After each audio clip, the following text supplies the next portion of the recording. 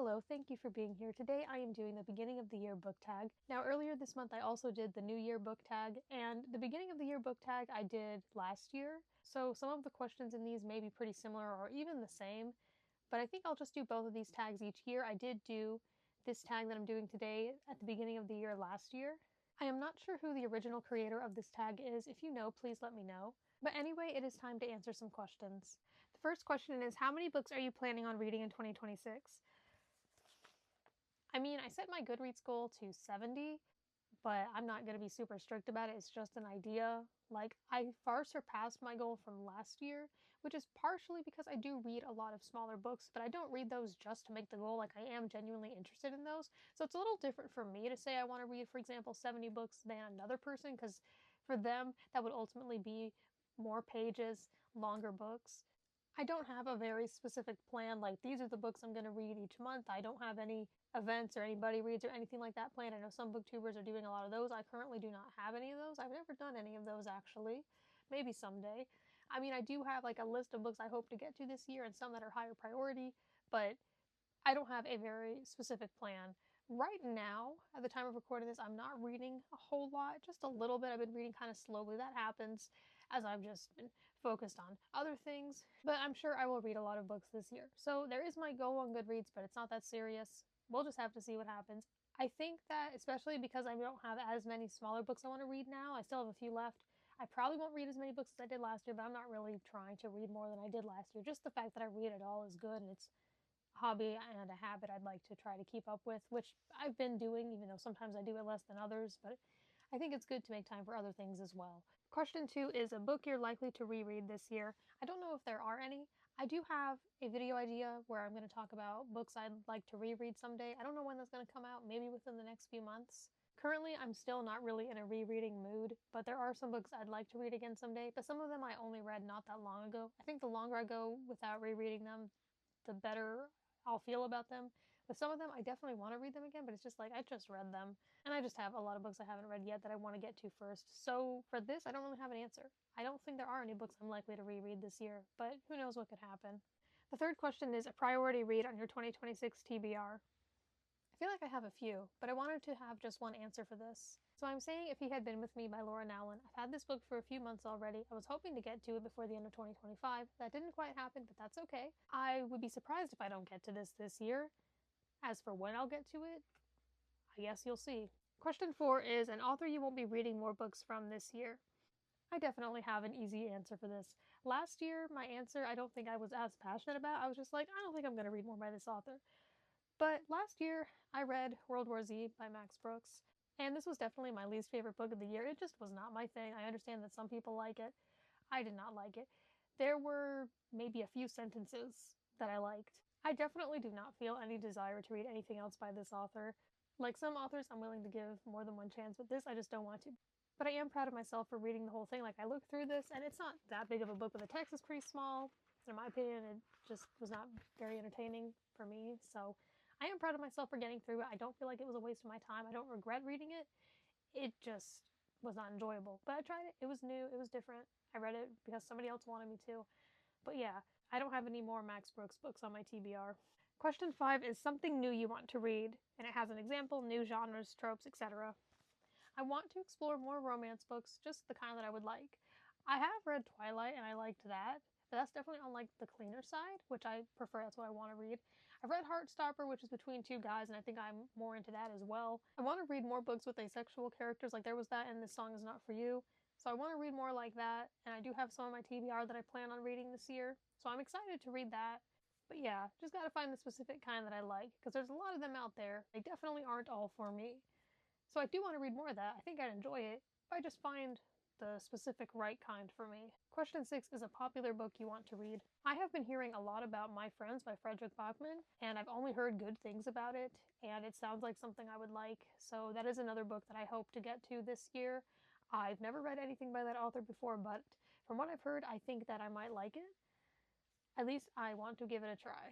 Question 7 is most anticipated 2026 book release. I think the 6th and final volume of Heartstopper by Alice Oseman, as I read the first 5 books in 2025 and really enjoyed those. So I'm really excited to read more of it as I miss it and to see the conclusion. Question 8 is a bookish goal for 2026. I feel like something I want to try to do is to not overwhelm myself by reading multiple books at a time. Unless maybe if they're like smaller books, then yeah, but I don't want to read like 2 or 3 novels at once typically.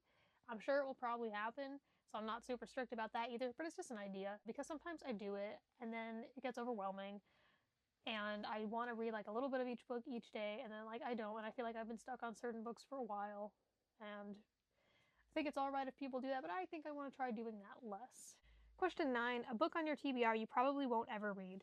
Well, last year I read the Who Was biography about A.A. Milne, most known as the author of Winnie the Pooh, and he had written a book called Peace with Honor, which was like a nonfiction book. I think it was about like his thoughts on war. Like he was in, I think, World War I, and he really disliked his experience, and so he wrote about his views on war and like finding it unnecessary and stuff like that. I think that that would be interesting to read. I would really like to hear his perspective on that because I think I might agree with some of the ideas. I'll just have to see, but that book seems kind of rare. I don't feel like spending a lot of money on an old book, maybe depending on what it is, but for that, no, but I don't think it's in print. I've seen like some old editions online, but yeah, it's possible I will not find that book anytime soon. I don't know how rare it is. Like maybe there's a chance I could find it at a thrift store or something someday, but I doubt it. But it's pretty old, and so yeah, I don't know if I will find a copy. But it is on my TBR. I am interested in trying it out someday if I get the opportunity. Question 10 is a series you want to read this year. I'm not sure if there are any full series I want to read this year. I know I want to continue the Jekyll series by Travis M. Riddle. I have the first 3 out of 6 books here. I read the first book on Lavender Tides last year. I really liked it. I'm really excited to continue it. Just haven't yet. So I want to at least continue it. I want to read at least the second, maybe third book this year. I don't know if I'll read the whole rest of the series this year. I totally could, but just, I don't know. I also have been wanting to try out the Warrior Cat series by Erin Hunter because I have a friend who really likes them and I want to read them for her. I've never read them, but I've heard of them. I know they're kind of popular for some people in my generation. I don't know very much about them. I would like to read at least the first book. I think there's a whole big universe with them. Sounds a little complicated, but I'm sure she could educate me on them. So Warrior Cats is definitely not at the top of my TBR, but I do hope to read it someday. That's just something I'm saying. Although I do mean it. I want to get to it and at least read the first book and see how I feel about it and give her my thoughts on it and share that with her. But I don't know if it'll happen. But that is a series I at least want to start, but I don't know if I'm going to read the whole thing. Like, that's a lot to commit myself to. I mean, if I like it, then I will. I do like cats, so who knows? Question 11 is your auto-buy authors going into 2026. I think anything that Travis M. Riddle puts out, anything by A.J. Hartley, Tom DeLonge, or John David Anderson. Question 12 is a book to show adaptation you're excited about this year. I don't know that there aren't any. I always try to have answers for questions and tags, but I don't think there really is any. I haven't watched Heartstopper in a while. I think there's a movie coming out based on it that's going to like conclude the adaptation of it. But I haven't watched it in a while. I might want to get back to it someday. But as for like anything else that's upcoming, I don't have an answer to this. I don't think I have an answer to this. Question 13 is a sequel you're anticipating. Well, definitely the new Heartstopper book, as I mentioned, and then there's also going to be a new Raleigh Jefferson book by Jeff Kinney in the Diary of a Wimpy Kid universe. It's going to be like the second Spooky Stories book. And then there's also the new Green Jolene book by Wendy Mass. That's a little, I guess it's a series, I don't know how many books are going to be in it, but that she started publishing last year. And I read the first book and liked it. Just a cute little, I guess you could say, children's chapter book. I'm not sure if that's exactly what it would be classified as, but it's like younger than middle grade.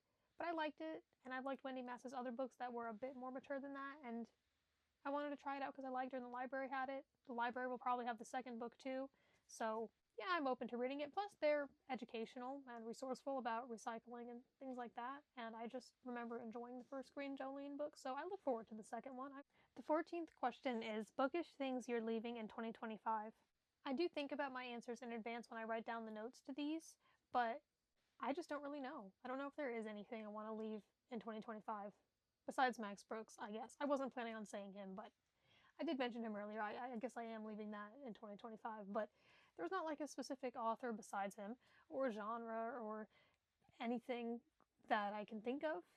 I can't really think of any bad habits. I think I'm already pretty good with not being hard on myself about if I don't read as much as I was hoping to, but I think that can always be improved. I know that sounds like a pretty popular video you see on BookTube sometimes, like things we're leaving behind in 2025, but I just don't really have anything like that. I don't know that there is any sort of habit or anything like that that's book related that I want to leave behind. But I am always interested in self-improvement, so if I notice anything, then I'll try to do that. Question 15 is what to expect from this account. I think my channel will be pretty similar to how it has been recently. I do think I will start to talk about my other interests more as I've been doing just a little recently, so I look forward to that. You'll continue to see individual reviews of books rather than weekly or monthly wrap-ups. There's nothing wrong with those, that's just not how I prefer to do things. You'll definitely see more tag videos, I've got a lot more of those planned. And I'm sure there will be other kinds of videos here and there if I get some kind of new idea. So I do want to try to find some little free libraries. I believe there are some in my area. That's a video idea I've been wanting to do. I've never actually used one before, but that is something I want to try to do. So I'm keeping that in mind, but there are a lot of things I'm trying to keep in mind. So we'll see if we get to that, but that is something I'd like to try. I haven't really done any vlogs on this channel, but I would definitely like to do things that are more adventurous like that, where I'm in a different setting. Well, I've done reading vlogs, but other than that, I haven't done anything that involves going out of the house and traveling or going to a bookstore or a library or anything like that. So I am open to new ideas. So hopefully the channel will have new ideas. I was gonna say better. I mean, obviously I want to make my videos better each time. I'm just saying I don't feel that they're bad now, but I do want to think of what I can do in the future to improve always.